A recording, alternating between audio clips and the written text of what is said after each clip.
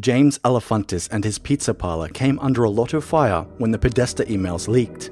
He was suspected of being involved in a child sex trafficking operation run by some of the most powerful people in Washington, D.C. And perhaps there is a reason to believe that he might be involved. Here are 5 suspicious facts about James Alefantis. Let's start with something as simple as his name. Without giving it too much thought, his name doesn't raise any red flags. James Alefantis.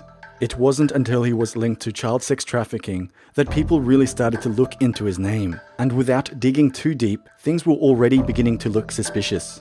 The name James Alefantis is awfully similar to the French phrase J'aime les enfants, which literally translates to I like children. Not only is it similar, but it is almost an exact anagram. Conspiracy theories pin James Alefantis as a child sex trafficker who uses his pizza parlor as a front to launder money. His surname alone is a perfect anagram for infant sale. Again, it could just be a coincidence, but it would be neglectful to say that it isn't at least very, very peculiar. James claims that his name is of Greek heritage, but a thorough search of the name reveals that less than 50 people in the entire world have this surname. And there are only 2 people in the whole of Greece with this surname. However, there is a similar Greek family name, Alefantis, spelt with an I, and it is far more common than Alefantis. Alefantis is a deliberately misspelled version of the Greek name Alefantis. This suggests that the surname could be an afterthought, a name that is chosen for a specific reason and has great meaning to its holder. More like a badge than a family name. But why would somebody change their name to something so obviously criminal? If the theories are true, then James would have to somehow let people know what he does. After all, it is a business, but only those in the know would know who to look for. It's called hiding in plain sight. It is a common practice used in the black market. People who are heavily involved in the black market are often given nicknames that describe the service they provide. For instance, a butcher is somebody that disposes of bodies. A cleaner is somebody that gets rid of evidence. And if the theories are true, then James Alefantis is somebody that sells children. Although it is right in front of us, those who don't know what they're looking at won't see it. Contrary to the popular saying, out of sight, out of mind, the truth is, if things are out of mind, they are out of sight. James Alefantis, high school dropout turned millionaire with powerful connections. Sounds like the American dream, right? How did he achieve such glory? By opening a tiny little pizza parlor that is in a low-traffic side street somewhere in the middle of Washington, D.C.? Or by much more sinister means? The pizza parlor he credits for all his success and fame, Comet Pizza, is a tiny little pizza joint that can only seat about 50 people at any given time. The pizzas served there are reportedly pretty standard, and the place is quite seedy. During the evenings, his pizza parlor turns into a taboo-themed nightclub that hosts gigs from controversial artists, comedians, and sometimes even sex shows. 2 of the most commonly featured bands sing, speak, and joke about very disturbing topics, including pedophilia. One of these bands is Majestic Apes. They are considered to be a band that pushes the limits of artistic expression. Their shows are definitely not safe for all ages. Despite this, all events that take place at Comet Pizza are for all ages. Comet Pizza is also a popular hangout for the gay and lesbian community. And since Comet Pizza is also a fully functioning bar that has no age restrictions, from time to time you will see intoxicated, promiscuous adults dancing with little children.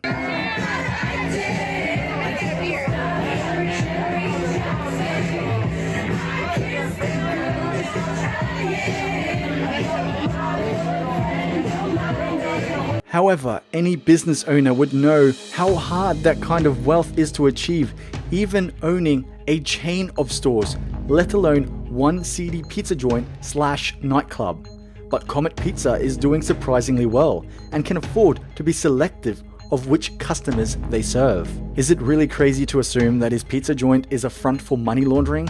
Definitely not. I would go as far to say that it is logical to draw that conclusion. How the hell can a high school dropout who runs a mediocre pizza joint, be listed as one of the most powerful men in all of Washington, D.C. So powerful that he has the entire high command of the Democratic National Committee on his speed dial. So powerful that he has CNN doing damage control for him. Is it maybe because if he gets exposed, then all his friends get exposed too? Is he maybe doing dirty work for other powerful people? This high school dropout also has other projects he is working on, but he is very secretive about them. For one, he owns an art gallery which has access to the Arts in Embassy program. The Arts in Embassy program allows well-connected and powerful people like the Clinton family and the Podesta brothers to ship art from country to country without being stopped for inspection by customs. This also includes living art, which is very loosely defined and could be animals or humans. Why is James Alefantis a part of the Arts in Embassy program? Isn't he just some pizza chef that was fortunate enough to strike luck and live the American dream by creating his mediocre pizza joint? But that's not all. James Alefantis, this humble pizza chef, is also a movie producer.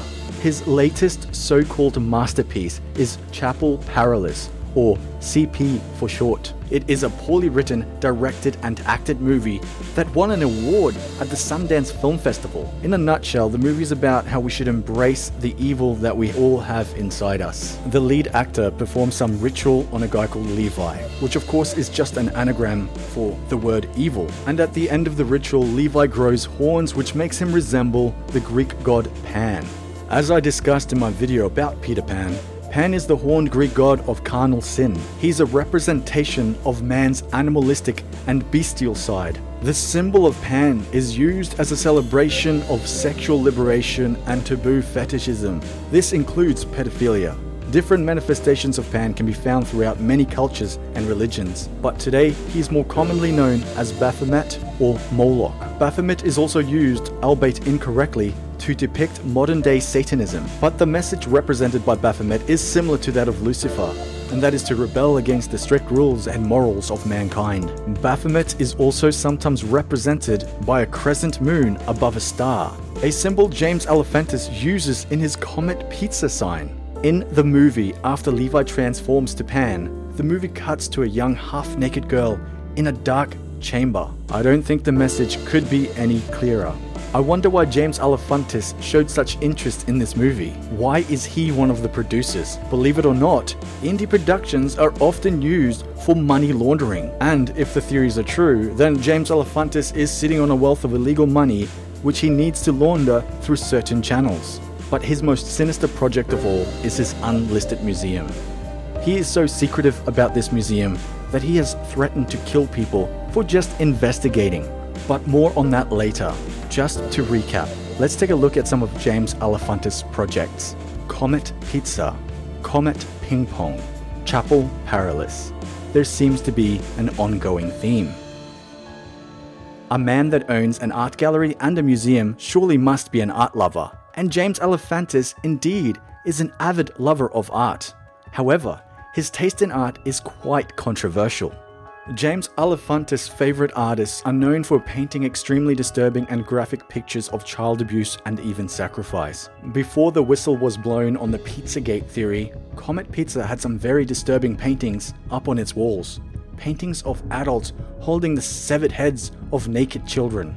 Shortly after the leak of the Podesta emails, James Alefantis took down these paintings. Why would James Alefantis support such sick artists? And why would he feature such disgusting work in his pizza parlor? It is also interesting to note that other members of the Arts in Embassy program, specifically John and Tony Podesta, are extremely interested in this kind of art. Art that depicts the abuse of little children. Who in their right mind would buy such filth? Who thinks that the abuse and destruction of innocent children is entertainment?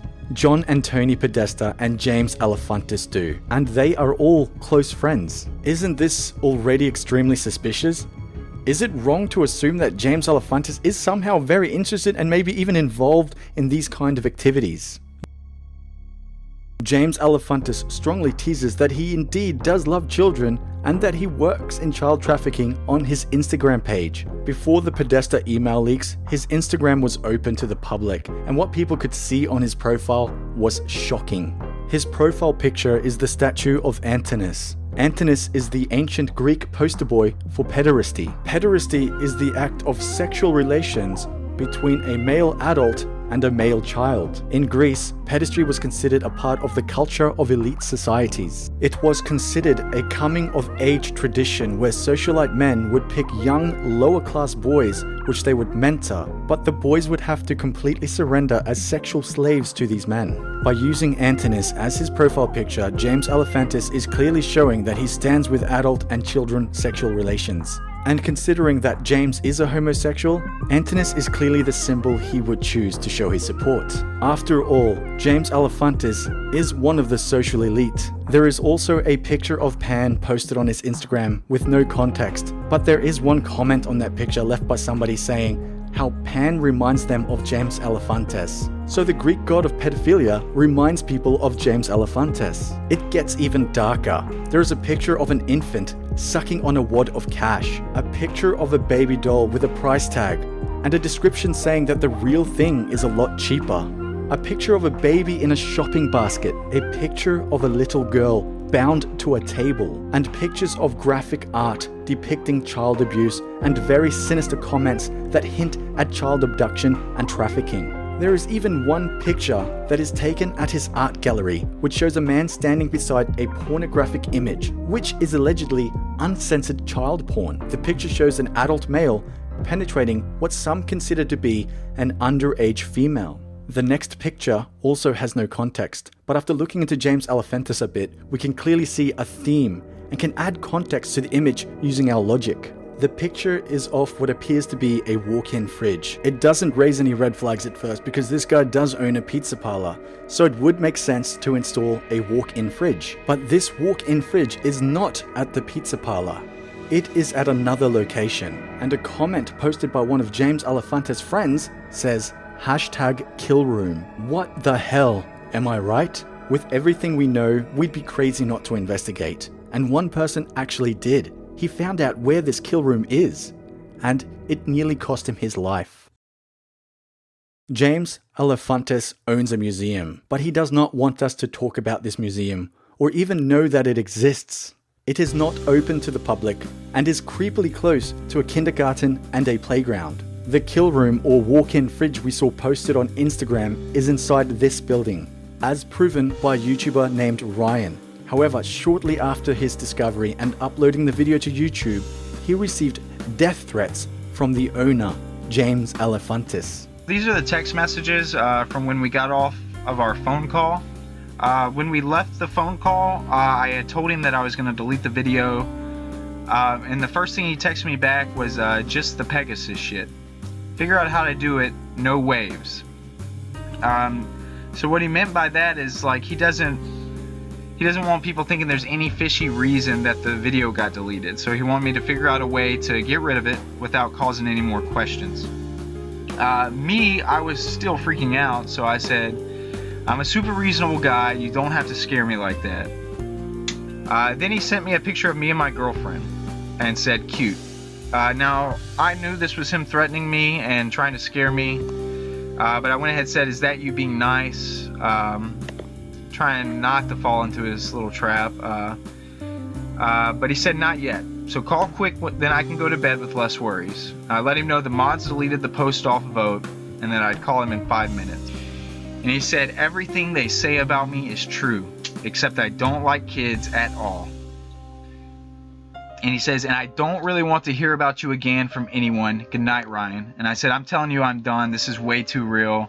And again, it reminds me that I have a cute girlfriend. And I said, thanks, man.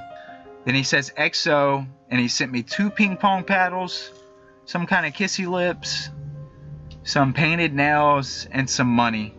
Before we actually talk about this museum, let's talk about the name.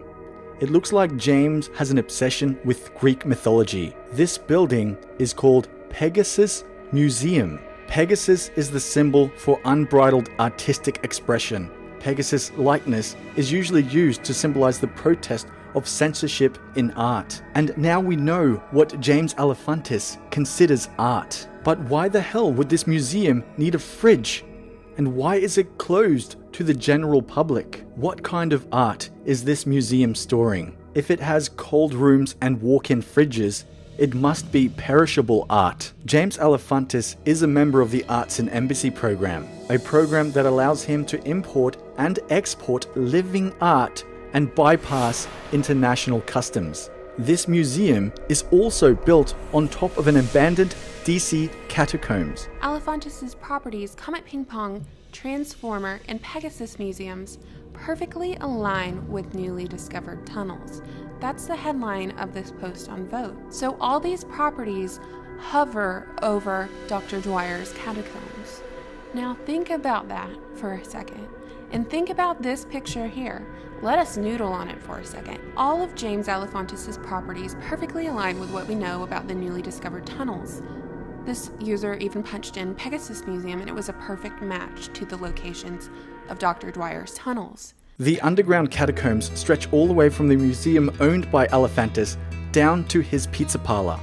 If enough work was done to the catacombs, it could be used for underground trafficking. Pictures from inside the museum show that James Alefantis is laying massive pipes that lead from the walk-in fridge, or what his friends call the kill room. Again, this could mean nothing, but the way that James Alefantis reacted when the location of this museum was discovered raises massive red flags. James Alefantis threatened to kill the guy's mother and girlfriend if he did not delete the video and stop talking about his museum. He even tried to intimidate the boy by admitting that everything he heard about him is true. This kind of extreme reaction to someone simply finding a location to a museum you allegedly own, I believe, is proof that he is hiding something he doesn't want seen.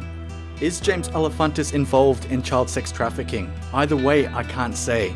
Although, taking everything that we know into consideration, it is extremely hard not to suspect it. His taste in art, his obsession with the perverse side of Greek mythology, his questionable and secretive business choices, and his reputation as one of the 50 most powerful people in Washington, D.C.